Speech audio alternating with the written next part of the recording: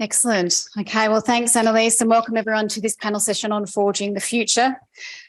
Before we kick off, I do want to extend my thanks to NetThing organisers and sponsors, particularly Aldo and Identity Digital, for organising what's always an interesting and important event and for gathering so much expertise in one room. Never an easy task, so we've already benefited from that hard work this morning by hearing from the Minister, the Cyber Ambassador, and Senator Stewart make some excellent points on the need to maintain a multi-stakeholder model of internet governance. Just in case anyone wondered what this was about, it's a multi-stakeholder model of internet governance. Brendon will be pressing you into service again for this panel. Thank you. As Annalise mentioned, I'm Alex Caples. I'm the Director of Cyber Tech and Security at the Australian Strategic Policy Institute, or ASPI. ASPI is an independent think tank with a focus on strategic and national security issues in the Indo-Pacific.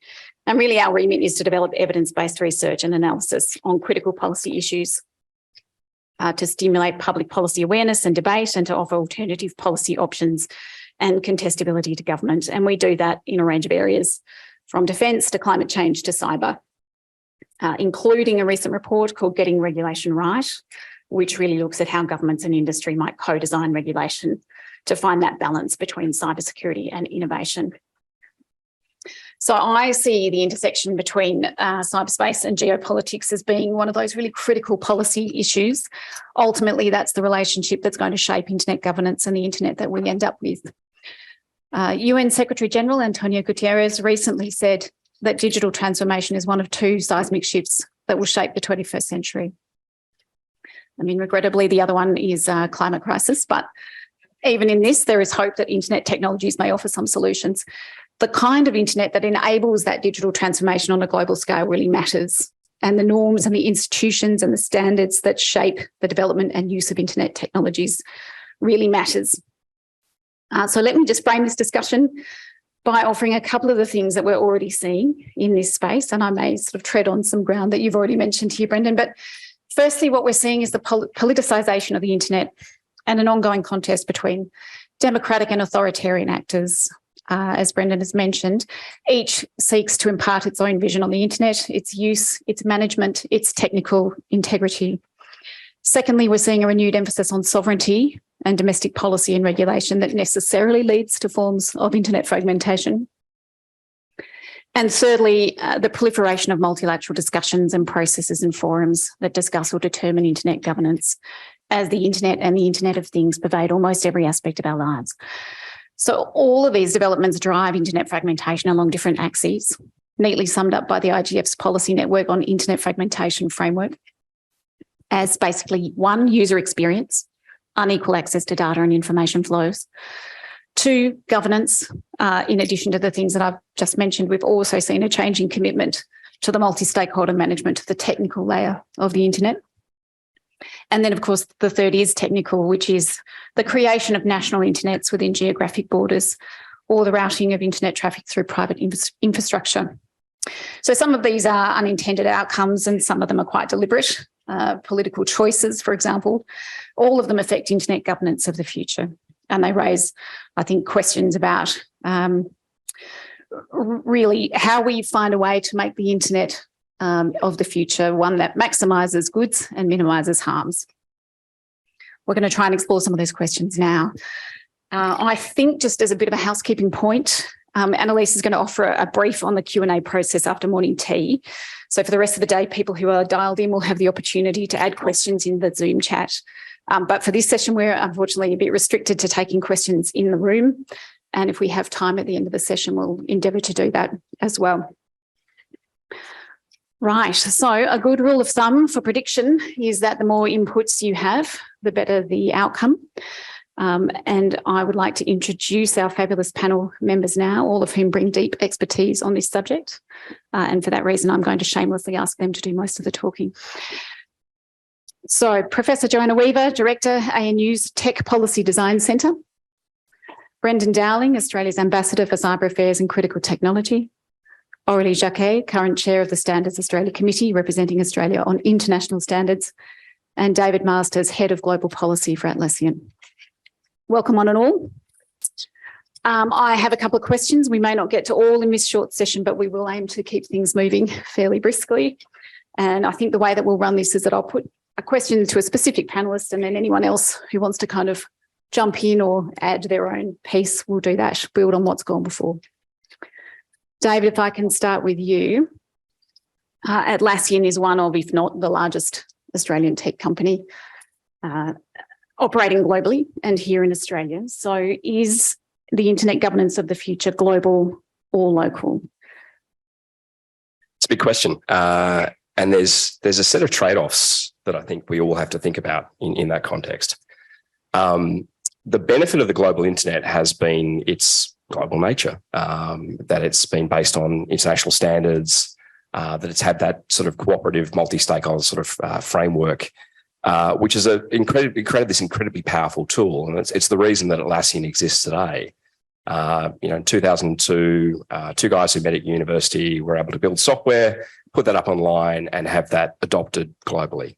As a consequence of that, we're a company of about 3,000 people here in Australia and more than 10,000 globally. There's a question mark about whether in today's internet, that sort of approach could exist. I mean, I think the capital required to scale is greater than it was back then. And our company was bootstrapped for the first 8 years of its existence. It didn't have venture capital. It would be almost impossible to do that today. And part of that is actually the regulatory environment you have to operate in. So increasingly fragmented regulation means that as you enter new markets, that the entrance into those markets is more complicated than it used to be and requires much more investment. So there's that trade-off that you have to make between, if you want a very localized, controlled internet experience in a domestic domain, then that is going to limit the services that are built for that domain to that domain. It makes it harder to scale outside of that. And so, I think for countries like Australia that are thinking about how we operate in that global environment, do we want to be creating an experience where a company like Atlassian can emerge going forward? And I think that's a question for a whole range of countries. I think we are going to continue to see that fragmentation. I mean, I think the pandemic in particular sort of exacerbated that. As Alex mentioned, there was a lot more focus on sovereign capability. But I think we also need to think through what are some definitional consistencies, what are some things we can agree on as a global community that allows for, what makes the internet such a great thing and such a great forum for democratization of information, for building great companies, make that to continue into the future. So I think they're the things we have to sort of work through. Thanks very much for that. Any of the panelists want to leap in here on this split between, I suppose, some of the things that David's talking about there around making sure that we've got space for innovation and interoperability versus, I guess, this idea that localization to some extent might actually be necessary to preserve the values that specific countries want to preserve. I see Joe smiling widely there. Look, I think we as an internet governance community need to make a really tough decision, and we need to take that decision in the next 6 to 12 months. And that decision is whether or not the world that we live in is still a world in which we want there to be a global internet, or whether or not we accept the fact that the internet is fragmented, maybe not from a pure technical perspective, but certainly from a user experience, and whether or not our internet governance frameworks are fit for purpose, given the world that we live in now, which is a very, very different world that we live in from when the internet was first created. I think if we are accepting the fragmentation, the way we engage in internet governance forums globally changes significantly.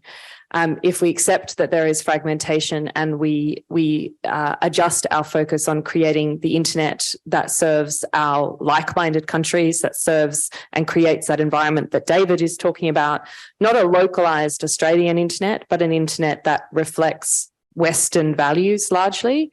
That is a very, very different governance set of frameworks than we have if we continue to push for a type of internet that is globally interconnected, but which has walled gardens in terms of from a country perspective. So here I'm thinking about China, but also from an industry perspective as well.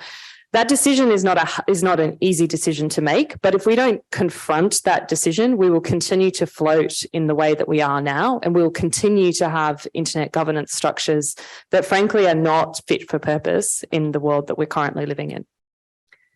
Thanks, Jo. Brendon, how does that square with this idea of needing to push back on? I know you've been stitched up here, Brendon.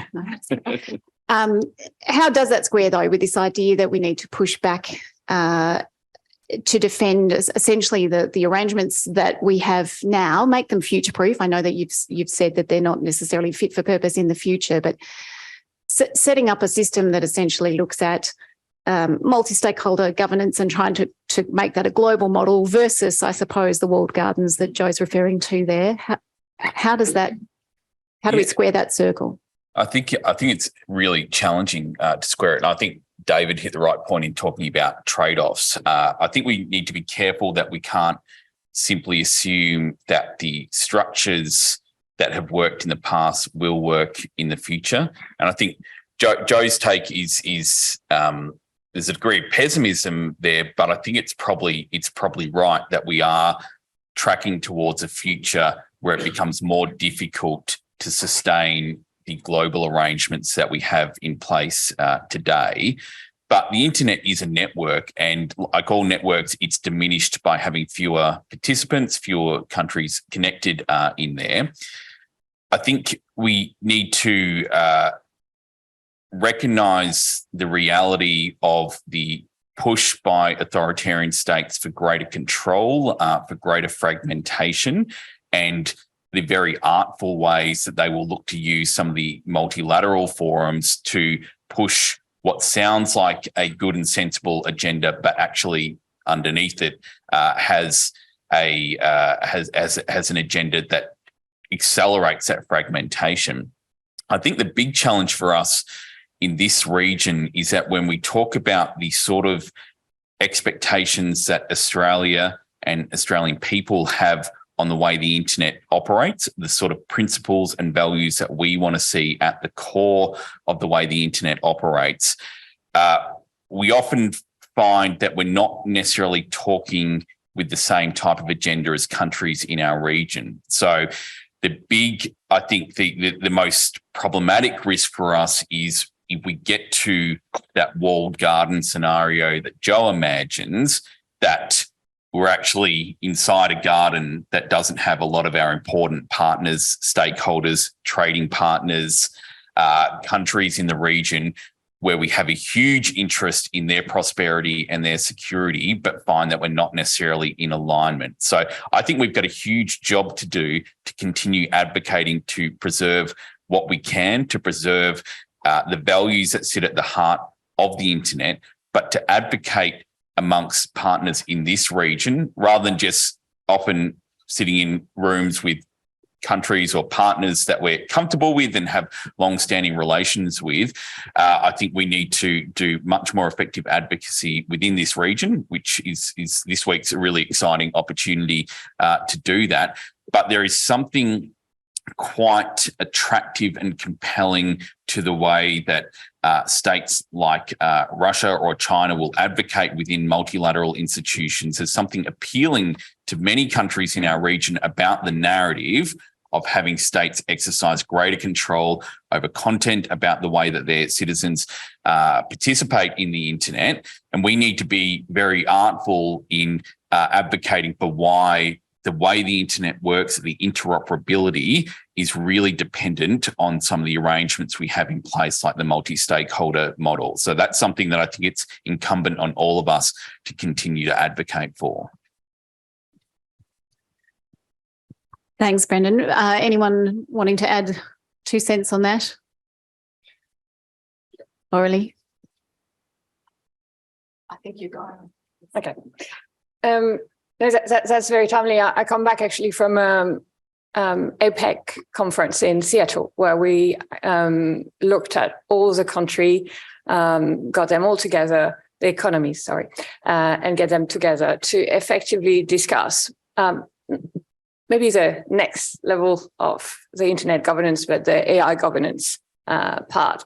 So we actually looked at the role of standards to help scale AI responsibly. So exactly, talking to what the ambassador was saying, we need to look at the existing mechanism and understand which one are working, which one are not working. Standards actually enables interoperability and coherence when you have different values, different system. We do not pertain, like also the standards when I'm involved, do not pertain to assert a specific value, but what they do is enable to have a coherent mechanism across jurisdiction. If you think about your plugs, like if you come from a different country, you go to America, different plug from Australia, from France. So if you didn't have that mechanism to make coherence between those different plugs, then it makes your life very difficult. And that's what we do with the standards. And that's why we allow to have those, that diversity of visions, of rules. That's what we want. We want diversity, yet we want to be able to preserve our values. So that's a challenge we're facing. What are the right balance? And I think the pieces we've seen for internet governance start to fill in nicely with what we see with AI. Thanks, Aurelie. David? I was just going to make a comment about, I mean, the minister talked a lot about content regulation, and that's where a lot of the rubber sort of hits the road on some of this. And I think what we've seen, from the very early days of the internet is that the existing legal frameworks around copyright, IP, defamation, accessibility, you name it, they apply. So they apply on the internet. The challenge is always an enforcement one, because obviously the internet is a global platform. And where you see the greatest, I guess, global collaboration is in areas where you've got broad agreement about norms and about what should be enforced. And so child exploitation is one area where you see very strong global collaboration because everyone agrees it's abhorrent. And so you tend to have a global consistency. So that consistency is super important, to have those forums where we can explore those mutual shared beliefs and values. What is Australia's most important export in my mind? What do you think it might be? Is it iron ore? Is it critical minerals? It's bluey.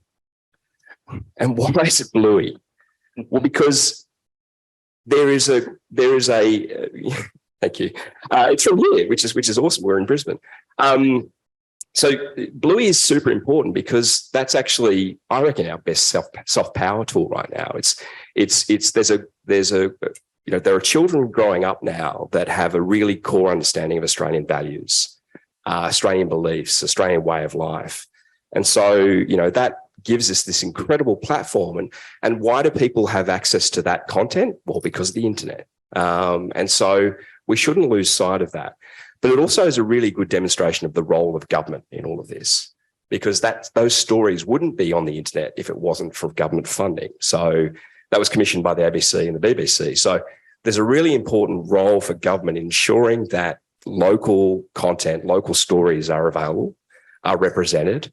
As we move into AI, that is also part of that conversation. Super important around ensuring that our First Nations people have representation there as well. So I think that's my analogy for what I think the role of government should be in sort of promoting Australia on the internet. Thanks, David. So, I mean, taking all of those comments into account, it does feel as though we're looking at this as a two-track kind of system here, where we're talking about needing technical interoperability to a point, and that standards piece, versus, I suppose, an understanding of whether we might need to build an array of like-minded, perhaps Western nations, as you say, Jo, around the actual values and content and shape of the internet writ large. How does that go then? Which aspects of the internet do we most need to preserve? If the world or most of it is technically interoperable, is that enough? I might start with you, Brendon. Sure. I think that I think is the key point to debate, Alex. So I think you've summarized it really neatly. I think mostly yes. I think the technical interoperability is what we ultimately preserve, what the last bastion, because without that you lose the ability for any of the sort of content issues, the ability to actually have the internet as we know today. I think that would be a loss for the Australian people, but it would be a loss for how globalization operates. It would be a loss for the international rules-based order. I think under worst case scenarios, we look back on this era as the best, as the peak globalization, as peak connectivity, as peak common understanding amongst people over the world and countries over the world, and that we enter an era where even that level of interoperability, whether it be of the internet, whether it be of trade, whether it be of information, is actually not what we live today. So I think firstly, we can't be complacent about it. Preserving the technical interoperability is key, because without that, everything else falls away. So you can have a little bit of flex, I think, in the other layers of how the internet works. You can allow scope for the content limitations that we've seen many countries, including Australia, develop for the right reasons, for reasons that our people expect them: child abuse material, terrorist content, malware taking advantage of the openness of all our systems. These are all things that required governments to step in and to address. I think one of the messages we need to be clear on is the basis on which you do that. So what it can't be is the result of arbitrary decision making. What it can't be is the result of political agendas in terms of partisan agendas. What we need to be able to say to the region is there is a right way to do content management, and it's based in the rule of law, it's based in transparency, it's based in reviewability of what systems work, and those are the boundaries around which it is still sensible and safe to do the sort of content limitations that we see. If we see the fragmentation of the technical layer of the internet, which I think is a very real possibility, then we lose not just that part of it, we actually lose the connective tissue that is binding the world together in many ways across many domains. And I think with that, you can see the potential for a much more divided globe, the potential for less communication, the potential for less political dissent in authoritarian states. I think you have a range of problems that arise from that. So I think ultimately, as we preserve as much as we can about what we like about the system we have today, the fallback position, I think, is around that interoperability. Sure. It's been a long time since I've been called a pessimist, so I'm going to embrace that. And it actually calls to mind for me the phrase, what does an optimist call a pessimist? A realist with all the facts. So I think what I'm trying to really focus on here and encourage everyone to really drill down on is not the internet that we all want, not the internet that we had, but the internet that we actually have today. And the reality is that the internet that we have today is a fragmented internet. The reality is that we have China and Russia exploiting our dedication and our commitment to this multi-stakeholder model. And I say this as Australia's former UN cyber negotiator, so I've seen this on the floor. They are doing exactly what Brendon expressed. They are taking our commitment and our dedication to a particular system and using it against us, whilst that system doesn't exist anymore, in my view. So what I'm saying is we really need to have a look at what is it that we need to be preserving? What are the things that are most important in that system? This is a difficult conversation to have, right? Because we have been committed to the internet that was going to bring freedom and democracy to the world, and which we now know hasn't done that. But if we don't change track, then we will continue to on the path that we are and not be able to embrace the full opportunity that we have. So I actually think the most important thing to preserve when it comes to our current system of internet governance is not whether or not this is about the technical layer of the internet or whether we have a fragmented, regionalized internet. And to be clear, I'm absolutely not arguing for a Western internet, but I am saying that there are things that are of value to of the internet that we envisage that then allow countries in the Pacific to take up their own view and their own identity that is possible under the internet that we as a community envisage that isn't possible under an internet that is driven by China. That's what we should be talking about. That is the point of difference for us, is that if you subscribe to the vision of the internet that we have, you as a nation retain your sovereignty. You retain your ability to do what you need to do for your people and for your nation. I also think internet governance is having a real identity crisis. Is internet governance about the technical management of the internet, which is, what I think of when I think about internet governance? Or is internet governance about the management of technologies, which actually is what a lot of the conversations seem to be now in the internet governance space? That is a really different, much broader set of conversations. And I think it's to the detriment and the dilution of the internet governance conversation if we allow that to continue to be expanded in that way, or if we do that not having made a conscious decision that we are going to expand the mandate of internet governance. So I really do think we need to look at and deal with the world as it is before us, as distinct from the world that we want it to be, so that we can shape the future that we want and need. Thanks, Joy. As a pessimist for hire, very often, I appreciate all of those views. I think really interesting points that you make there, and it brings me to the question of really whether or not the internet government arrangements that we have now are fit for purpose, and if they're not, I think that blurring of the politics of who manages technologies versus the actual governance of technical layer of the internet, very blurry line indeed. What then do we need more or better or different regulation? What's the sort of way forward here? Look, I think two things jump to mind for me on that, and it really does depend on the answer to the first question, which was around: are we accepting that the internet is fragmented, or are we going to continue with a commitment to a global internet? If we're continuing on the path of a global internet, then I think the most important thing that we preserve has to be consensus-based. It's not the multi-stakeholder model. I'm sorry, Senator.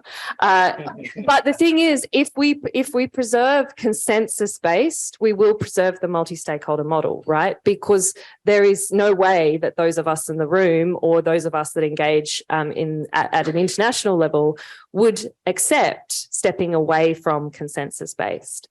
So I think that would be if we're looking at a global internet. If we're looking at a more regionalized, like-minded set of countries, then I think multi-stakeholder becomes the most important thing for us to preserve, so that we don't slide accidentally towards having greater government control of the internet.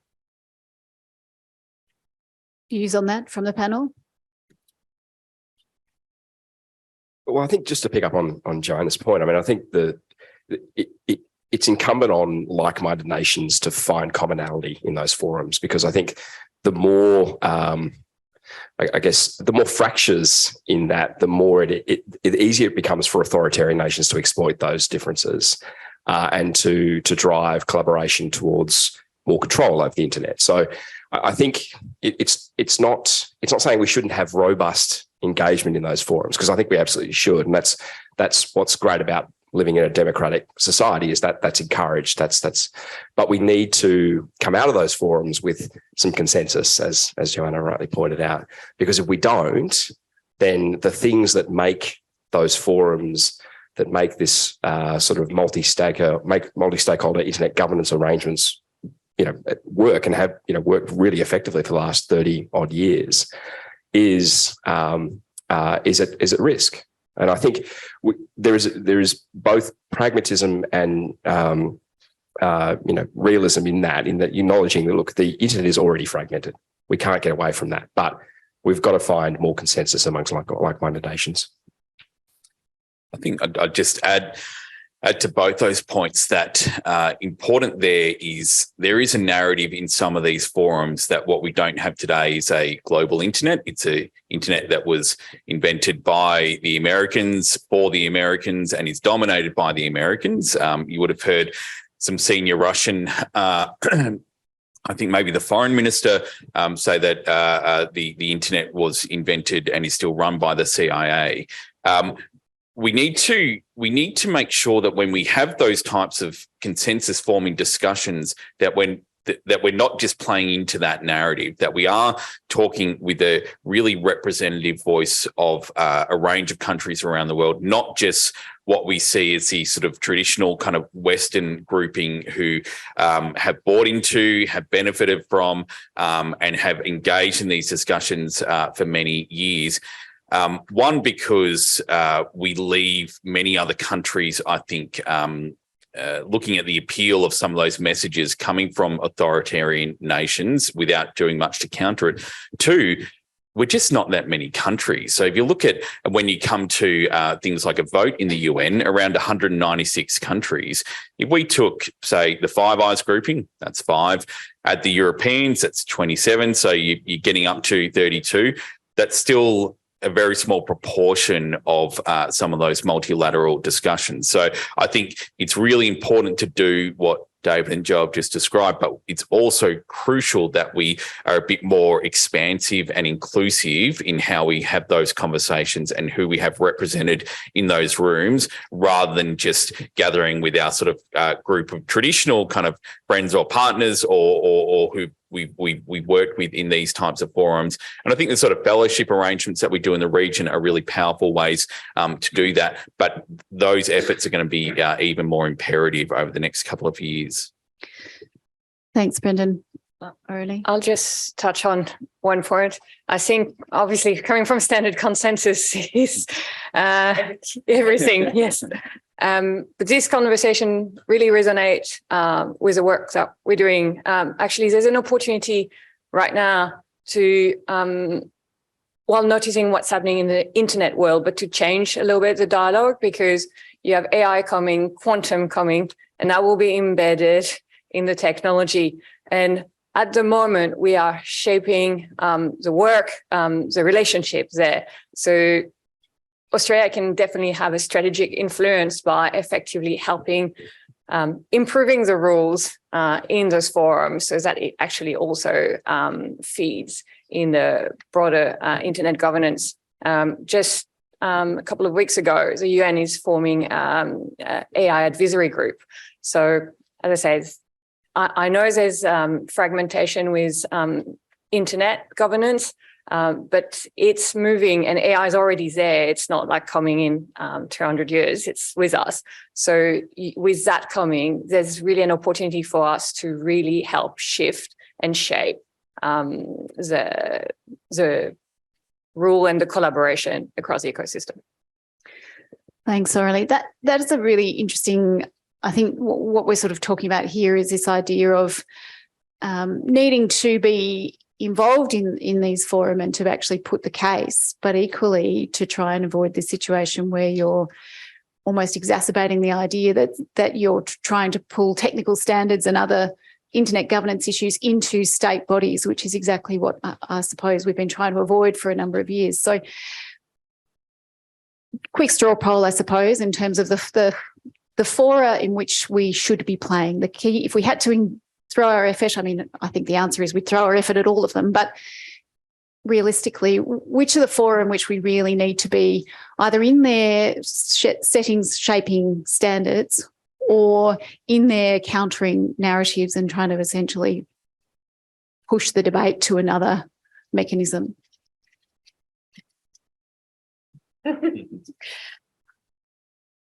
I think we need to play maintenance in the existing forums, and we need to create new forums that work.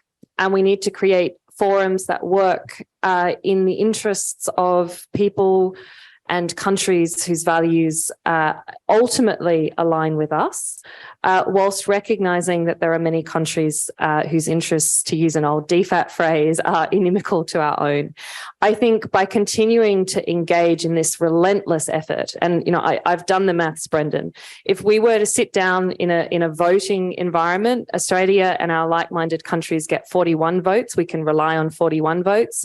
China and Russia have 97. They have an automatic majority if it comes down to a vote. And yet we continue to engage in those systems. We must engage. We have to engage because we can't allow the system, we can't cede that space. But we also are continuing to engage in systems that aren't working in our interests, but also aren't working in the internet's interests.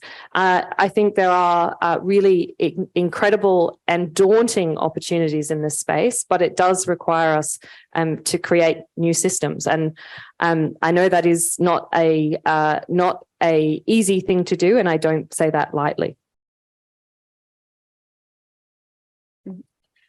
I think, the tough answer is that, as you alluded to, Alex, we need to be there, whether it's for a positive or defensive agenda.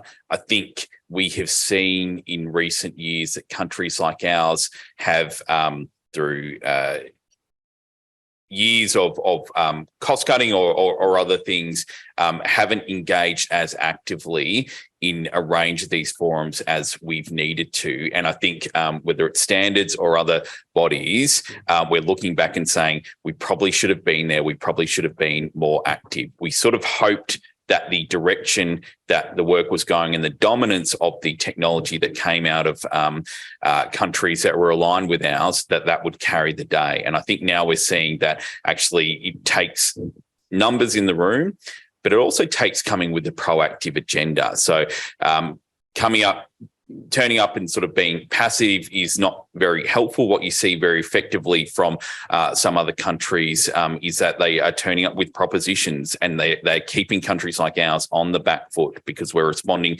to their propositions rather than generating positive propositions.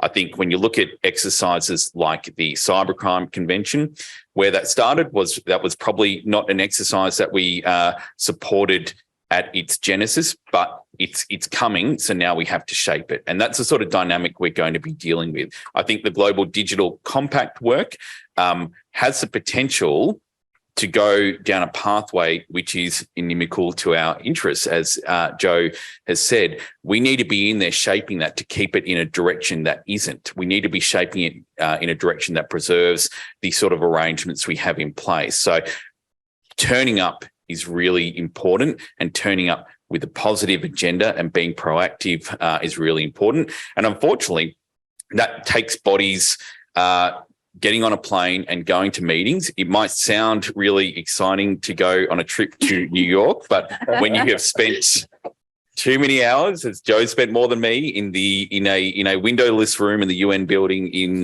New York, you do not see Manhattan. You do not eat at nice restaurants. The coffee in that building is about the worst in the world. So it takes turning up, it takes the slog, but we've got to be there, and we've got to be willing to engage across the spectrum of organisations that are springing up to look at these issues. Thank you for your service. I was just going to pick up on something that Brendon said. I think showing up proactively and showing up with a clear narrative and messages is super important. I think it's actually more important to do that consistently across forums and try and find, as we were talking about before, consensus amongst like-minded nations and show up with similar messages. I mean, one of the real concerns that I have in the current dynamic that was sort of exacerbated through the pandemic, this focused on sovereign capability that's trending towards protectionism. And that trend towards protectionism creates fractures that are easily exploitable by more authoritarian nations, because that's a narrative that plays well to them, which is essentially the more control you have over your environment, the more you can build your local industries. And the truth is actually the opposite. The more you create highly regulated systems in your own domestic market that local organizations build capability towards, makes them infinitely less scalable than those that operate on global platforms. So actually we need to win the economic narrative as much as we need to sort of win the and in fact, actually, I think that's more important than trying to sort of, convince people that free and open democracy is the, sort of the ideology that should be. And that's why if you look at Australia's sort of global engagement, it's often trended back to trade and economic issues, because we can find consensus on those issues. It's less, the problem is it's become more ideological, and we need to sort of step back from that. Money talks. Just very last point. I think you talked about consensus. Definitely. I'd say as a last, which is resonating very well here. If we turn up on this forum, we have an agenda and we understand the conflict point. What are the key area where there's disagreement, and actually fight them through those forums? This is something that, again, we had the summit again at the OECD. All the countries presented on their policy for, again, my field is AI, so on the AIPs. They all had their perspective. What was really important there in order to grab consensus and to get there was to understand the conflicting view and how to reconcile them. So that's really something that I'll add as a third additional point to what we need to do in investing. Very quick point. I'm very, very quick. I can't agree more about showing up and showing up consistently with a positive message. But I guess my point is doing that isn't enough. We haven't been showing up. When we do, Australia punches above our weight. We have incredible impact, as many in this room know, but it won't be enough. And so what I'm saying is, what is the positive proposal that we're taking forward for the vision of the future of the internet? And I don't think we have that. And that's what I hope we can drill down on the discussions today. Thanks, Jo. So in the dying minutes of this, I think I'd really like to get to, this is a future of internet governance. I think we've covered quite a lot of things today, and obviously we'll unpack some of these concepts more over the course of the day. But Aurelie, if I can go to you, because you are looking at that kind of cutting edge of future tech here. You are really having to deal with the unknown in some ways, where we are shaping standards and developing ideas about how AI will be managed and governed.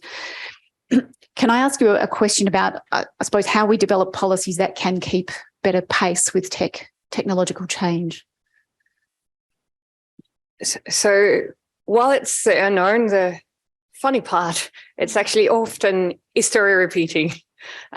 You always see, how can we innovate faster, better? Is regulation in the way? I generally answer that regulation doesn't just arrive as innovation is appearing.